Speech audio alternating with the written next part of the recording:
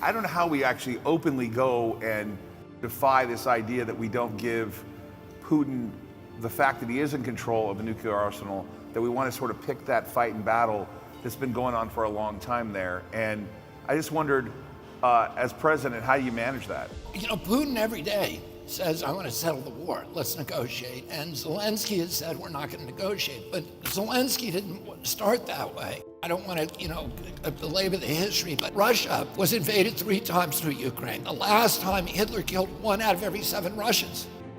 They don't want to have Ukraine join NATO. So when the wall came down in the Soviet Union, Europe, Gorbachev destroyed himself politically by doing something that was very, very courageous.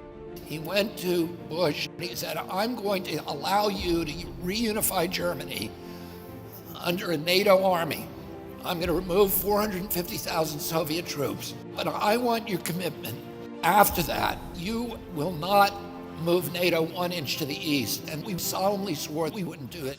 Well, then in 97, Brzezinski, who was the first of the neocons, said, we're going to move NATO 1,000 miles to the east and take 15 countries into it and surround the Soviet Union. So then we not only move it into 14 new nations, but we unilaterally walk away from our 2 nuclear weapons treaties with the Russians. And we put Aegis missile systems in Romania and Poland 12 minutes from Moscow. When Russians did that to Cuba in '62, we came this close to nuclear war until they removed them. So the Russians don't want nukes 400 miles from Moscow. We then overthrow the Ukraine government. In 2014, their elected government, and put in a Western sympathetic government. Russia then has to go into Crimea because they have a port. It's their only warm water port. And they know the new government that we just installed is going to invite the US Navy into their port. So Russia then went into Crimea without firing a shot, because the people of Crimea are Russian. Then the new Ukrainian government we installed started killing ethnic Russians in Donbass and Lugansk, and they voted to leave and join Russia. Putin said, I don't want them. Let's give them protection and give them semi-autonomy and make an agreement to keep NATO out of Ukraine. That treaty was written by Germany, France, Russia, and England, the Minsk Accords. And the Ukrainian parliament, which is controlled by ultra-rightists, and that's a nice way of talking about them, refused to sign it. Zelensky runs in 2019.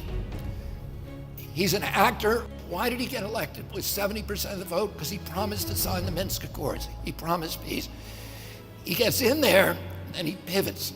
Nobody can explain why, but we know why. Because he was threatened with death by ultra-rightists in his government and a withdrawal of support by the United States by Victoria Nuland, who's the leading neocon in the State Department. We told him he could not sign it. So then the Russians go in, they don't send a big army, they only send 40,000 people. It's a nation of 44 million people. They clearly do not intend to conquer Ukraine, but they want us back at the negotiating table. We won't allow Zelensky to go back, so he goes to Israel and Turkey and says, will you please help me negotiate a treaty? The Russians just want a guarantee that Ukraine won't join NATO. Zelensky signs the treaty, Putin's people sign the treaty, and Putin starts withdrawing the Russian troops in good faith. And what happens? Joe Biden sends Boris Johnson, the British Prime Minister, over to Ukraine in April and forces him to tear up the treaty. And since then, 450,000 kids have died who none of them should have died. For every 1 Russian that dies, 5 to 8 Ukrainians die, and they don't have any men left. You know, we're giving them all these weapons, but they don't have men left. It's a catastrophe, and we look kind of like the aggressor. That's the way the rest of the world sees us. Please go to Kennedy24.com.